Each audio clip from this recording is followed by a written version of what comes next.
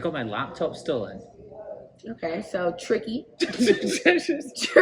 Everybody was Somebody stole your laptop. Yeah, my MacBook. Oh my God. One of my followers actually commented. It was like, hey, I saw this white YouTuber get his laptop stolen today. That was you. That was me, guys. Fuck. How did that happen? Your MacBook? My MacBook. Did you cry? Well, I injured my leg. Look. Oh my God. Look at this. I'm not sure if you guys can see that. But... Yo, that's fucked. Dude, it's fucked up. Like, it's just healing, but it was a massive scab. Oh, wow. I'm sorry. Yeah, so basically I chased the guy. How did this happen? You're walking. You're walking. Here's what happened. So I come back from a club, so it was late. It was what club? It was, where was it? Do you mind if I vape? No, of course not. I want some. Try it, it's really good. Has it got weed in it? No. Okay, cool. I have one as well, I didn't bring it. I love this one, this is my favorite. Oh, it's like so fruity. It's so good. This is very bad. Actually, it's so bad. Don't. I also don't smoke on my channel, so don't tell anyone. Yeah, no, I'm addicted. I'm like the worst case scenario of what could happen when you become a vapor. But it's so nice. So good. Okay, so you were walking. Okay, so I get out the taxi. So I come back. I was at Havana. Okay, I know where that is, in the Westlands. You've been there? Yeah, it's a little ghetto, but we'll chat. I'll tell you where to go. Okay. No, I've been to Nairobi Street Kitchen, Alchemist. I don't like those either. Onyx. Onyx is okay. I've been there. Oh my God, I've got a story for you about Onyx. I'm here to listen. Okay, so first off, I'll tell you quickly. I came out of the taxi, but I had my backpack because I'd been out all day, so I should have taken my stuff out with me late at night. You should be able to. Right. So then I get out of the taxi, and then I go into my pockets, and I'm like, oh hey, I think I was wearing these exact same shorts. Can't remember. Anyway, so I open the taxi door and I'm like, can't find my key for my thing. Okay, see you later. And it was right outside my gate. So I shut the door and then I put my bag on the ground right outside my gate. And I open it up to look for the key. Some guy runs over, pushes me, grabs the bag and starts running. And I'm like, oh. If y'all know who stole this man's laptop, give it back. Yeah, please. I really, really want it back. Fuck. So then I chased him, which you're not meant to do, but I was a little bit drunk and I thought I'm just going to chase him. I feel like you should try. Yeah, I know, but you never know what somebody's got. Yeah. So then I pushed him. He drops the bag, but the bag was open. I went to grab the bag, but my laptop skidded out onto the street. And he stumbles, but gets his feet, picks up the MacBook and runs up the street. So I see him and I'm trying to like grab the bag at the same time as chasing after him, slip and skid all of my knee. So then I get up again and I start running up the street after him. And he's fast. And I'm like, oh man, I'm drunk and tired. Yeah, just fuck it. I know, well, I was still going, but then I didn't know how many of them there were as well. And it's not safe. I'm in like fight or flight mode. Yeah, I'm like, so it's not safe. So then I see out the corner of my eye some guy running up just coming up beside me. So I thought that was one of his friends. So I just go whoop and launch the guy right into a fence. It was the doorman. Poor door. Well, where the hell were they when the action was going down? That's what I was thinking. Yeah. What's the point in having security if you're outside the gate? Well, I mean, there may have been like 2 meters between me and the gate. Sleeping at night. If you're listening, trust me, those Escaris. Do you know what that's wild. Do you know what I had to? I mean, to be honest, I'm not living in the safest area. I didn't research it very much, so. And the final thing that happened was because I pushed the doorman, Iscari, is that what you call it? Mm-hmm. Iscari, I pushed him. He had his pocket in his phone, and I broke his phone, so I had to buy him a new phone. Damn. It's really bad. That's a fucked up night. Yeah, so that was bad, but okay, so you asked me what I don't think you really could have done anything that much different. I could have just not brought my laptop. Yeah, otherwise not bring it. But it's not like you were like walking around like, oh my God, I have my laptop. Like you were minding your business, looking for your key. I'm sorry. So anyway, despite that, so that kind of has colored my experience a little bit in Nairobi. Yeah. And the next day I was walking around looking at everyone like, are you a thief? Are you a thief? That's the one. But then I would rather, when bad things happen to me, I would rather not let that color my impression of people. And I'm still like, I'm a little bit more nervous with my phone, but I don't want to be somebody who's constantly like in fear that they're going to be attacked. Yeah, you can't be. That type of thing. So I'm kind of like, okay, I've just got to put that out of my mind. I've met many cool people here, fun, energy people, Yeah. I've fired a lot with people here. I've had some good interactions. I don't know. I love that for you. What is up, you guys? So I am here today. We're like in a YouTube collab season right now. And I'm here with Mr. Phil. Yeah. You want me to everybody else? My name is too long on YouTube. Yeah, Phil. What's your name on Phil Owens? My full name is Phil Owen Bland, but my Okay. channel is called Unplanned Phil Bland. Unplanned Phil Bland. I like that. Do you like it? I like it. Honestly. It's long, but then it rhymes. So, I like it. Yeah. Long is not bad. Yeah. Long is not bad. So anyway. So yeah, we're collabing today. So we're gonna go to the Safari Nature Walk here at the National Park, and then we are gonna go to the Bomas. So I'm really excited. Me too. What the hell are you doing in Kenya? What's up? That's a good question. How did you start? Okay, so how did I start? I basically was working in a completely different environment. I was working in management consulting for Ernst & Young in New York and in London. And then New York and London. Yeah, London, and then I was in New York. I don't know why I thought you were Scottish. I am Scottish. Okay. But my job was in London. Your job was in London. And then I got to the end of last year. I was doing some contracting and I'd saved up some money. And I'd quit my job a couple of years before to do something entrepreneurial. I tried to build an app that nobody used. What was the app? This is a safe space. The app was like have you ever heard of Fiverr, the freelancer platform? Yeah, where you put your skills. Yeah. Like if you're a digital whatever. It was kind of like that, but it was like the extra, another level. It was like bringing those freelancers into teams and then putting a leader in charge, and then a client can book an entire project team rather than just individual freelancers. Okay, so like one graphic designer, one copier, a whole. The client might be like, "Oh, we've got this project that we want somebody to come in and handle a campaign." Yeah. And then they'll be like, "Oh, we've got somebody from a team leader that is our point of contact." But then that team leader pulls together all the skill sets that they need. I love that. So why did that kind of halt for you? Well, I worked on it for 2 years and I ran out of money. Yeah, I feel that. I feel that. No, for real. It's hard out here, especially when COVID came. Yeah, well, I was just ending it around the end of 2019, beginning of 2020. Okay.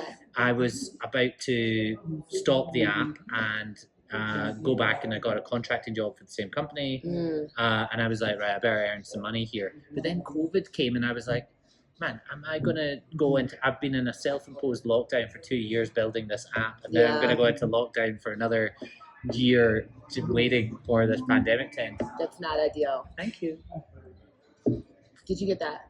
Yeah, that's Stony. If anyone ever comes to Kenya, this is like ginger beer. Oh, okay. It's good. I've had it with vodka only. Yeah.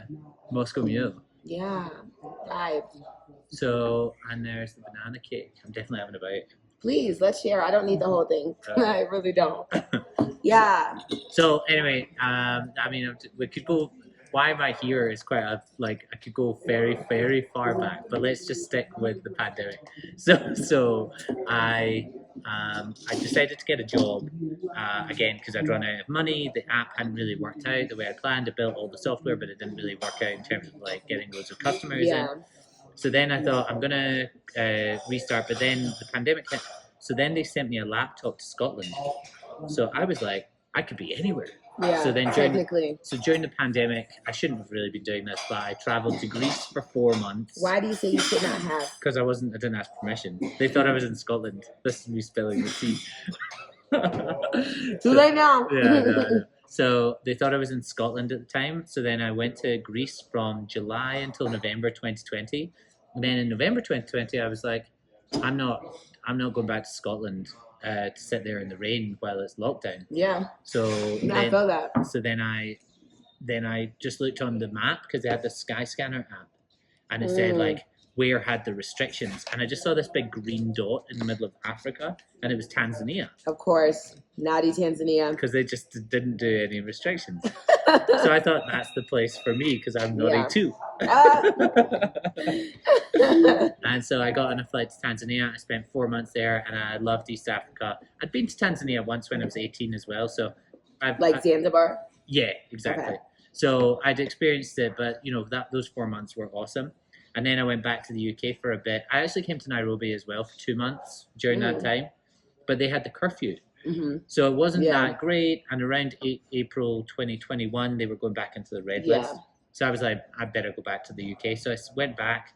But then at the end of last year, I'd saved up some money again. I'm like ready to hit the entrepreneurial thing again. Yeah. And I thought I'm going to do a YouTube channel. And I'd already been to this part of Africa, but I hadn't gone to Uganda. And I wanted to go to Uganda because I wanted to see some of the chimpanzees and maybe go and see the gorillas. Oh my God, that's my dream, is to go gorilla trekking. Yeah. Yeah. Did you? Well, that was my plan when I got there, but then I actually thought the priority for me is getting this YouTube channel off the ground.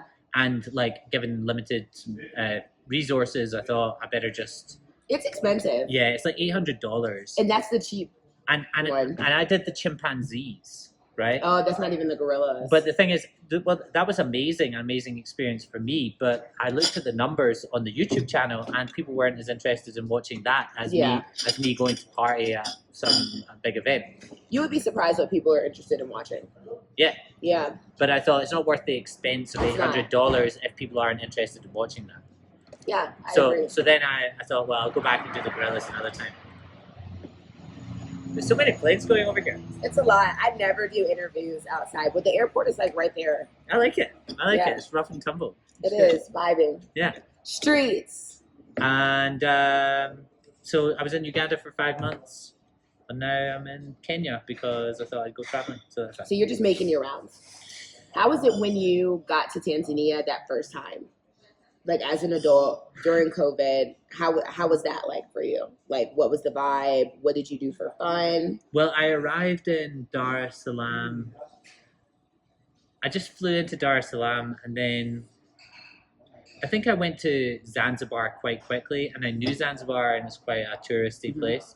But also, I'd done a bit of research. There is the internet, so I was like, watching other videos. Yeah, where do I go in Dar es Salaam? Masaki is meant to be the best place to hang out, with the nice restaurants, and it's an affluent area. Yeah, that's right by Elements. Exactly. Yeah. So I lived just around the corner from Elements. Okay. And you've got I know some things about Elements. Oh yeah, it's fun. It's so fun. It's mental. As long as you as you're walking, is it Elements? I can't remember. One of them you have to dodge all the prostitutes to get to the back. I thought that's all of them. Yeah, most, but there's usually an area within all of the clubs in Tanzania. Now, Elements is half outside, half, and then the back is inside. Yeah. Yeah, do you know what I'm saying? Yeah. Yeah. So that place has a kind of catwalk of prostitutes that you've got to get past, and then there's an area where there's seats and tables and stuff. Samaki. Have you ever heard of that? Yeah, I went there. Yeah. Oh my God.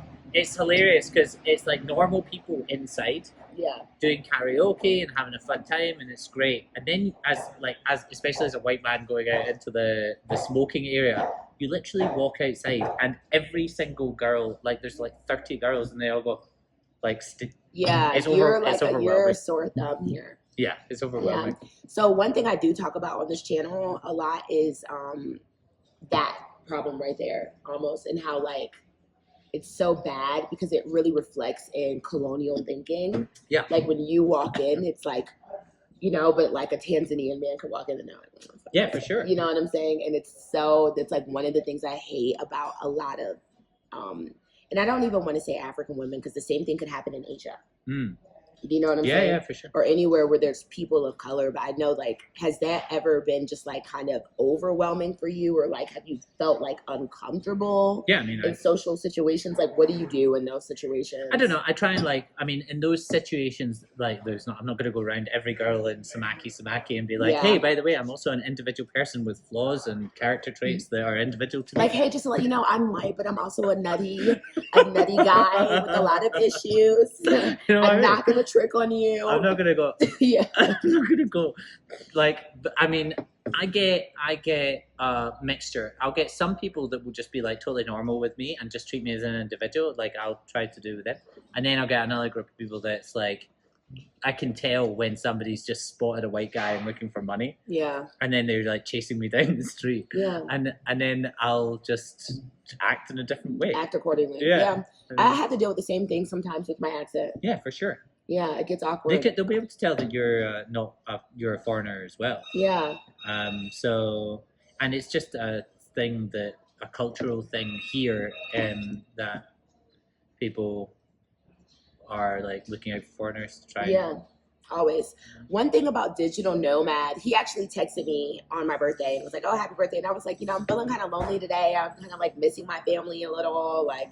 Oh God. And you're like, oh, I felt like that on my birthday. Like being a digital nomad has like a lot of glamorization and like a lot of fun, and it is really fun. But like sometimes do you feel like lonely, or like who did you leave kind of behind in Scotland?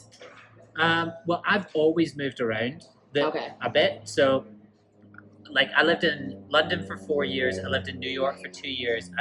Went back to Scotland for 2 years to build this app. Then I went to Greece. Then I went to Tanzania. So you've always kind of been all over. So I've kind of been moving around a bit. I obviously miss my friends from home, but I can keep in contact with them. Whenever something big happens that I need to talk to somebody about, I can call one of my friends or whatever.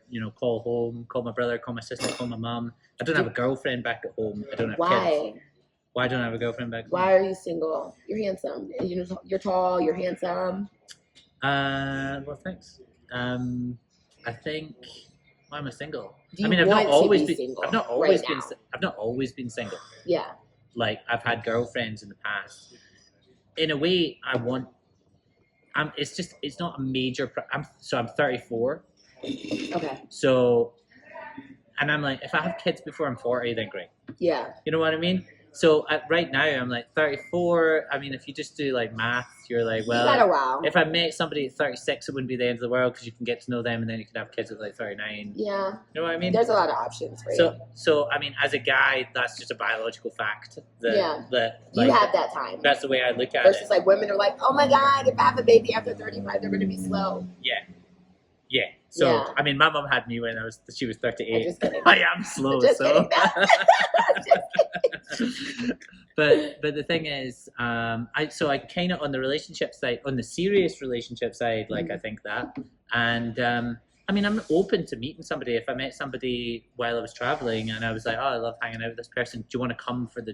But right now, my priority is trying to like build a YouTube channel. Yeah, build your YouTube and get it off the ground. So for any ladies that is interested in you, what are like name 3 qualities that you really just admire in people and just people you're dating, like in general? Like confidence. Confident woman.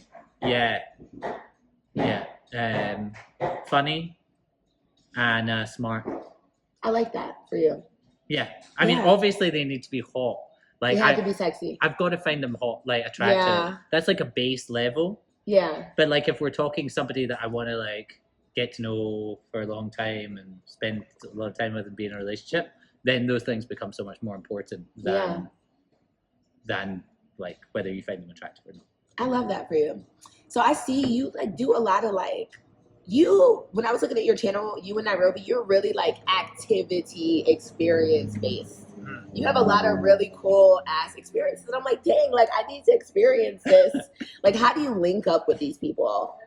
Kind of how do you like start that? Because I don't know if I would just pull up like, hey, what up? Like, are these people that you've met online, or like how do you find these experiences? Well, I mean, there's a mix. Like some. So when I went to Uganda, I hadn't done any collaborations with anyone until a girl called Harriet reached out to me, and I had like 120 subscribers in January. So I've been like going hard on on making videos. You know, I'm proud of both of us. I had 1,000 in December. Amazing. You had 120 in January, and now we both are at 10K. Oh yeah. Period. Yes. No, that's really good. Because you need to work hard. It is hard work. It's not easy. But and it's like, so I like to do some things where I'm like going around with somebody. Sometimes I'm like playing around with just doing like me talking to the camera about something I'm interested in. Not sure about those videos, but I'll do them anyway. But I like going around with people. I'm kind of like a personable person. Like, yeah, you are. So I can connect with people quite quickly. So this girl, Harriet, reached out to me and said, do you want to make some videos together? And she kind of told me, rather than just doing your vlog, like everything that you do that day, do it more like, what is the person searching for? Like, oh, are they interested in the taxi park in Uganda, in Kampala? Yeah. What do they want to know about the transport in the city? So you do a video on transport. You do a video on the food. That's smart. You do a video on things that people are interested in, and then so like this thing that we're about to do today, we're going to do the safari walk and we're going to do Bomas of Kenya. These are things that people that are coming to Kenya and Nairobi are interested in. So you find things that people are interested in, topics, whether it's a broad theme like food or something like a specific place, and then you go there and you make a specific video on it. And you tell the story of your experience at that. Yeah, instead of just like, oh, vlog, day 2 vlog Kenya. Yeah, like, oh, look at, and this is my skincare routine. Yeah. People do like that, but then make it a specific video about your skincare routine. Yeah, how I care for my skin in Kenya. Something like that. Like, I mean, there's many things that you can do, but I think it's more like, just think about what the other person on the other side of the screen is searching for. Yeah. So there's that. And also, I mean, when I've gone to different places, sorry about the background noise, guys. I'm going to try to edit it. We're fine. Should we just stop for 2 seconds? Yeah, let me see. Let me check it out. It's rushing. No worries.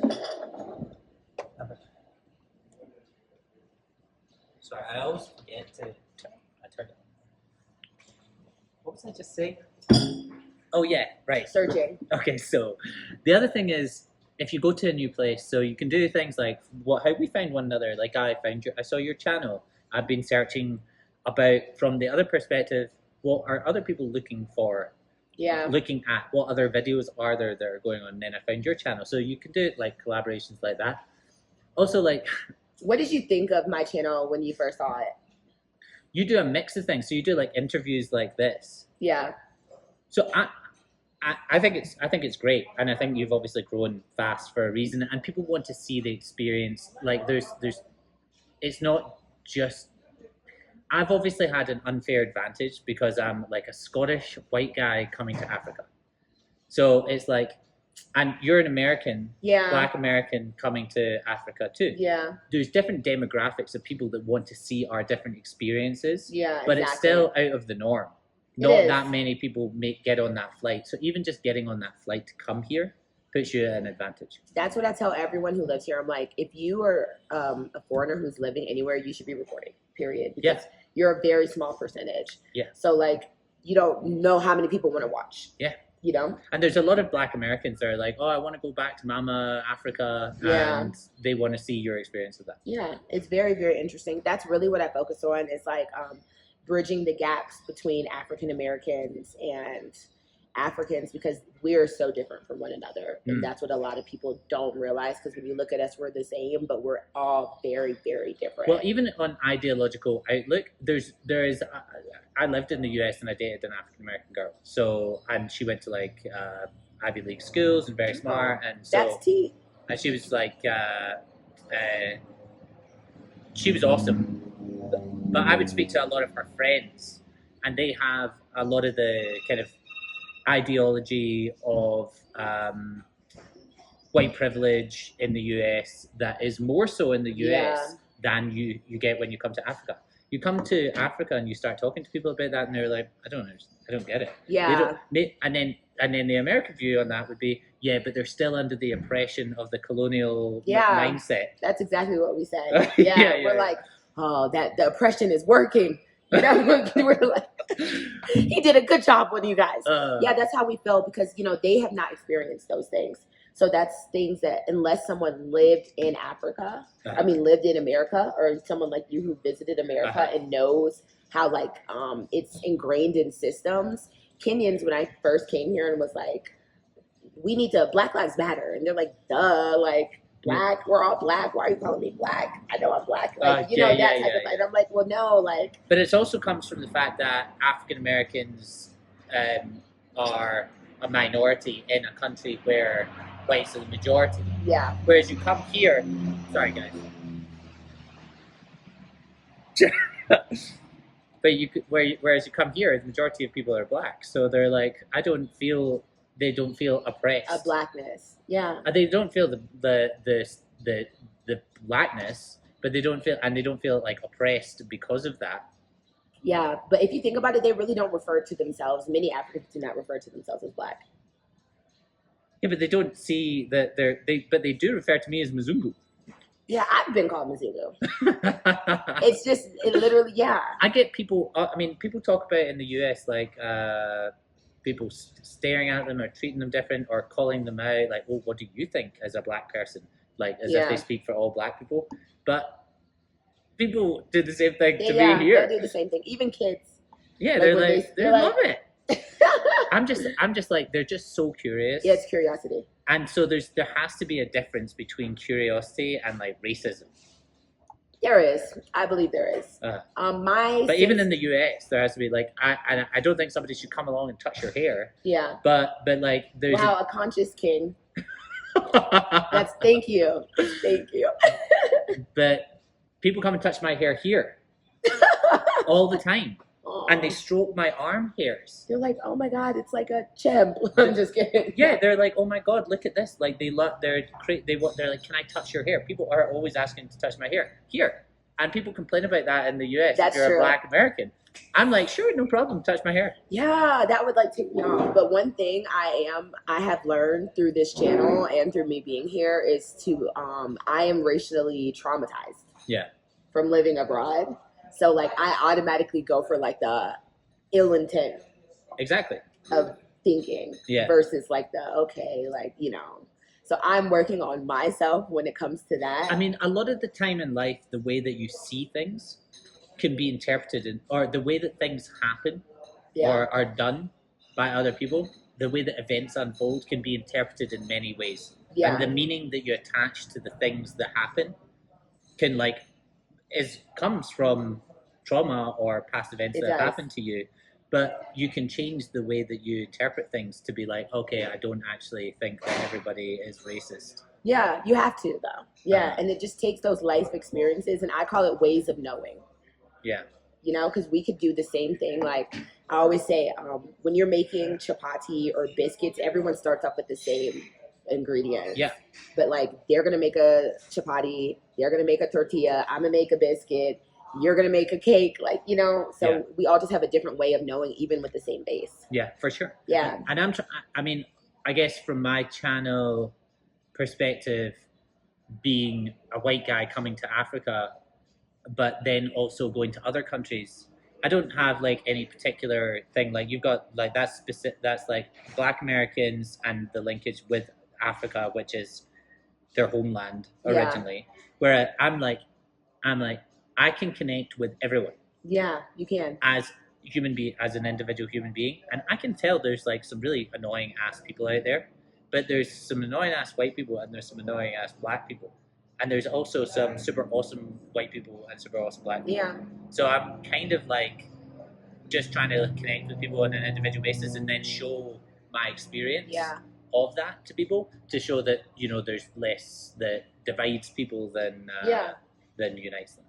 By nurturing and pouring into your community, your online community. You know what I'm saying? Yeah, well, I'm trying to show them. Support you. Yeah. Yeah, it's really interesting. YouTubing can be like kind of annoying sometimes because I'm an empath and I take opinions very seriously because I'm extremely sensitive. So it's like people always, you can't really win. Oh. You just gotta like do you at all times. You know what I'm saying? Yeah. Well, I made a video on haters, right? Yeah. I didn't watch that one, but I will. No. I'm gonna put in the link below. No. There's on the hater side of things, I guess there's just different things. There's like somebody might come in my comments and then say like, oh, you can't trust these people, these white people, they're colonials and all this stuff. And I'm like, I read that and I'm like, what can I do with that? What can I do? Like, okay, like maybe some of the things that are being said are true, and some of them are like a paradigm through which this person just sees the world. Yeah. And so they're projecting that onto me. I haven't done anything in this specific video that means that they have a right to criticize me. And then on the next one, so like, should I not be in Africa? Because I was just about to say that. So I have had to ask myself this question because I've been around people, and I probably have even said it once on my channel, like, oh my God, like, oh God, just so many white people here in Kenya compared to like Ghana. You don't really see like as many all the time. And then I was just like, because one of my closest friends is a white guy. He's lives here, but he's home visiting, and we work together. He's like my super close friend. And I'm like, okay, so what makes him okay, but you kind of look at other people as not okay? And I had to like kind of ask myself intent as to why they're coming, what they're doing with the time, what they're doing with the space, and like allyship. Do you know what I'm saying? Yeah. So it's kind of just like, what are your intentions? I think those are things that a lot of people just look at like, oh, this white man here, negative, maybe even thinking like sexually. Like, oh, because sometimes when I'm on the beach and I see old white ladies, I'm like, oh, this pervert lady over there. You know what I'm saying? Just because of stereotypes, but that's the same. I've had to talk to myself. That's the same as me, like, being at home or, like, on a golf course and someone's like, oh, my God, look at that pucker. She's going to steal our clubs. Like, you know what I'm saying? Assuming, like, the worst. So I think kind of what you're doing, like, really in the field, you're not here like, oh, my God, I'm in this luxury hotel. Like, look at me living, like, you know what I'm saying? Like, you're really experiencing things and sharing things like that, and I think it's really authentic, so it's like more trusting. I purposefully do things even for the video, and I'm not doing it for show. Like, I do these things on a day-to-day basis. This morning I bought eggs from a lady outside the gym from I love that kiosk thing. But then I'll do things like, I think it's important how you interact with people when you go to somewhere else.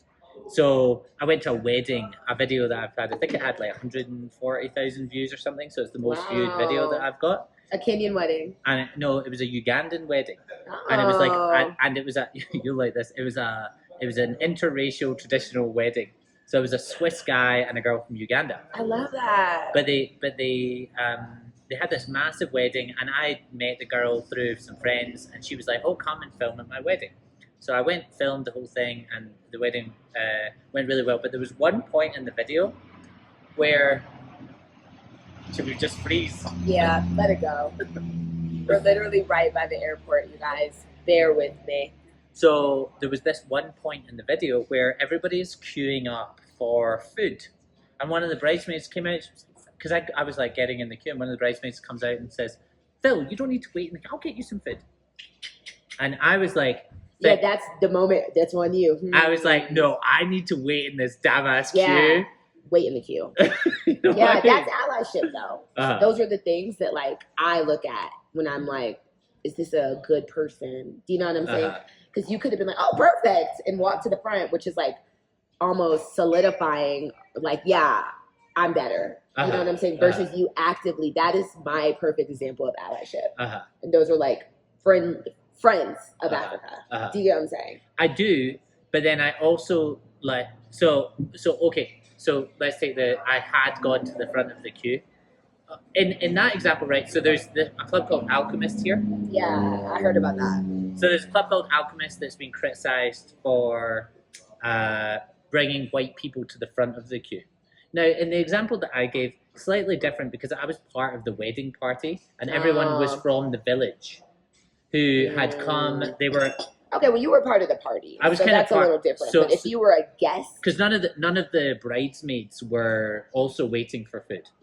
Okay, so that's a little context we needed. So there's always context, and there's always different ways of framing things. Yeah, that's true. So in the instance of like bouncers just seeing a white person at the back and bringing them to the front, I think that's totally, unacceptable and appalling, and shouldn't happen.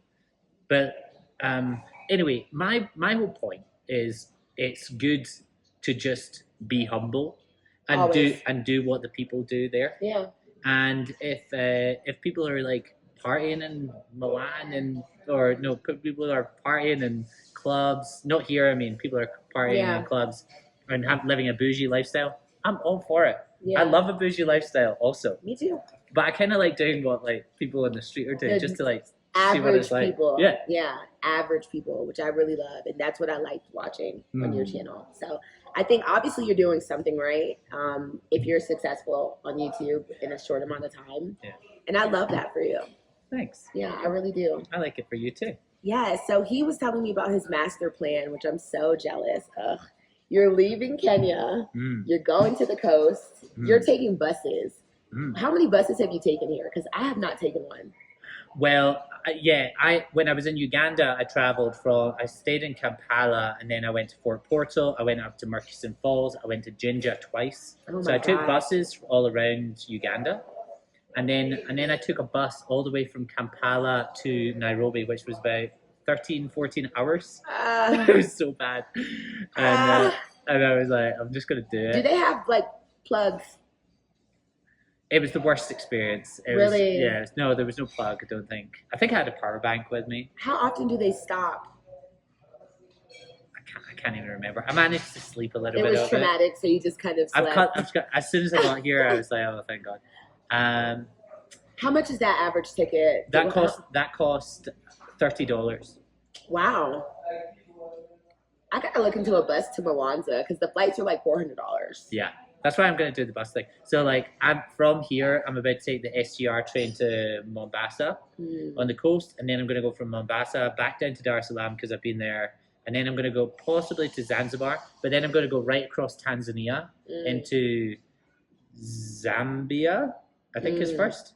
I'm not sure. Either Zimbabwe or Zambia. I keep getting them mixed up. I'm going to go into each of those countries, then go back to Mozambique to the coast, and then travel down through Mozambique, through South Africa, and then all the way to Cape Town. And I'm going to do it all by bus. I love that. I'm going to do it. I'm going to watch it. I think it's going to be like, because I'm going to meet I'm going to learn so many different idiosyncrasies. For example, people eat Rolex in Uganda, right? Yeah. Which is eggs rolled in chapati. So good.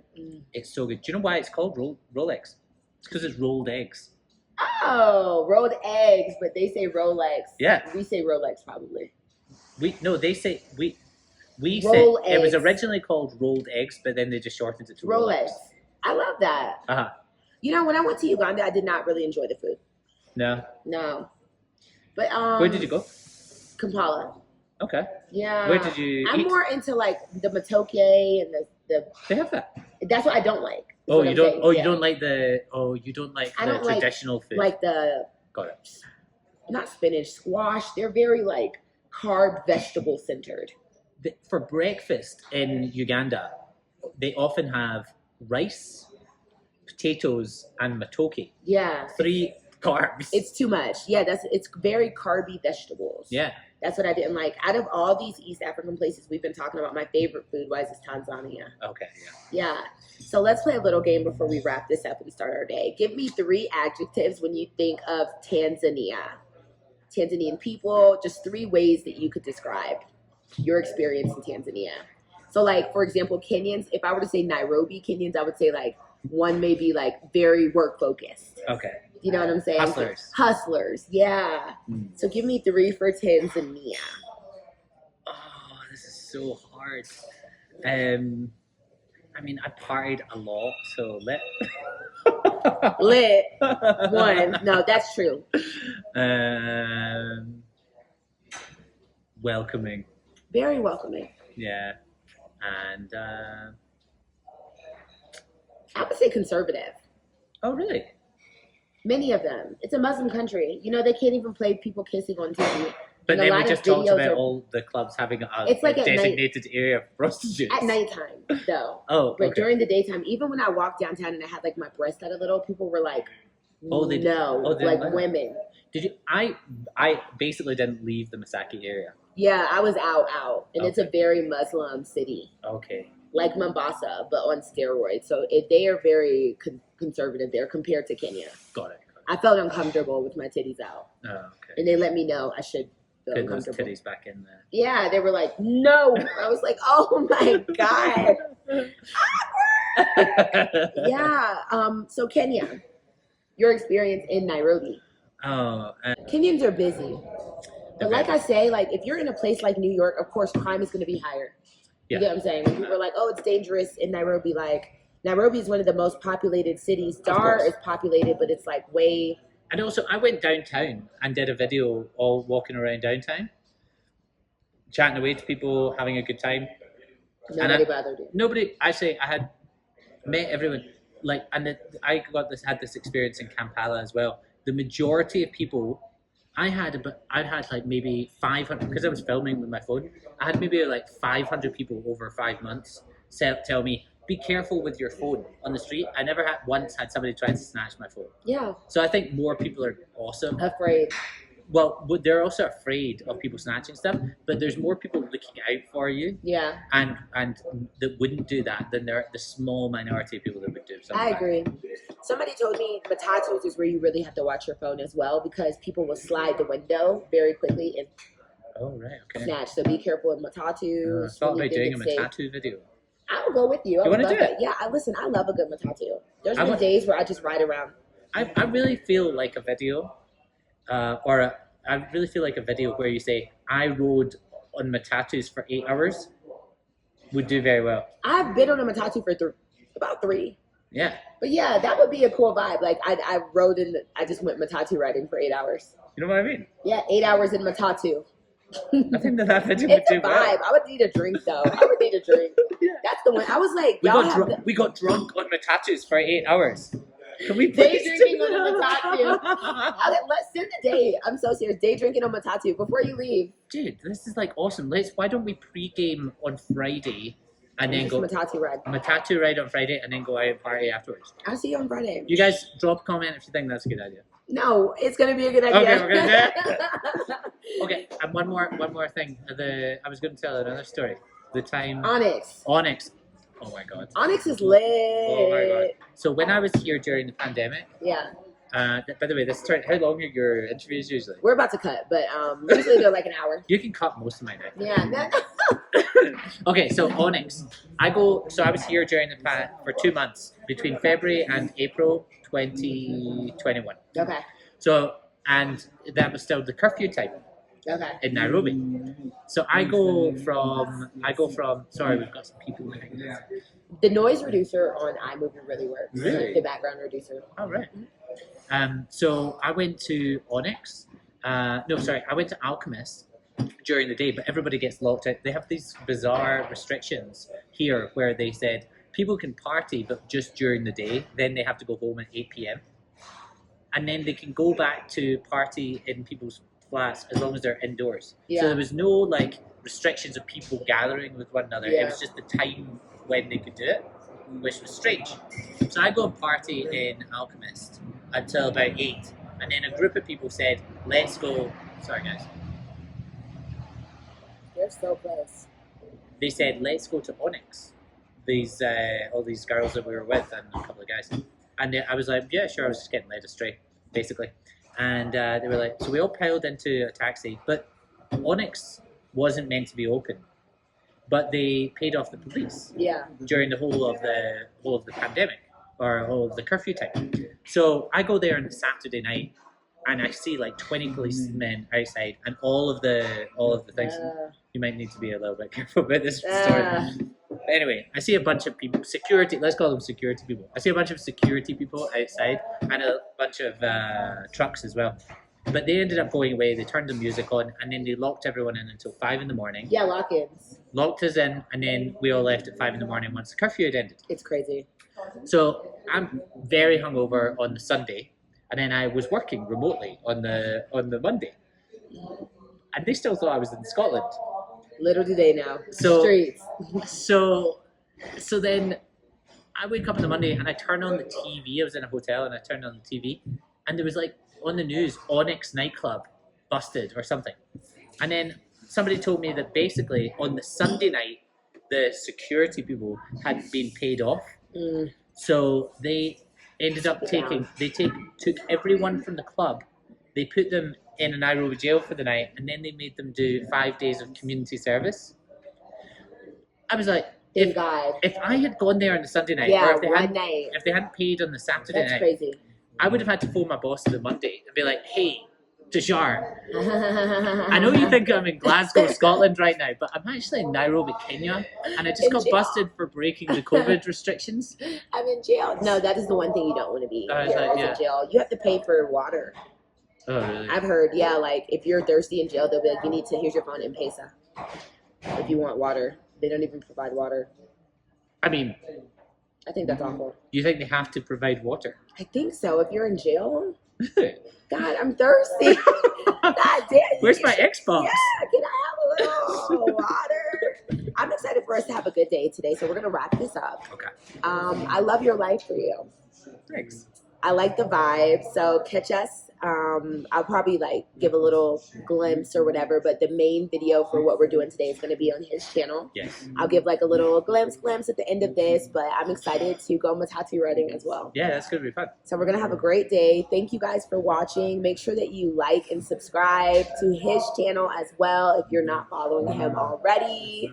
Yeah, vibes. Where's the link? Is the link in the description or is it out there? I do it in the description. Okay, guys, go to the description below. You'll find my link.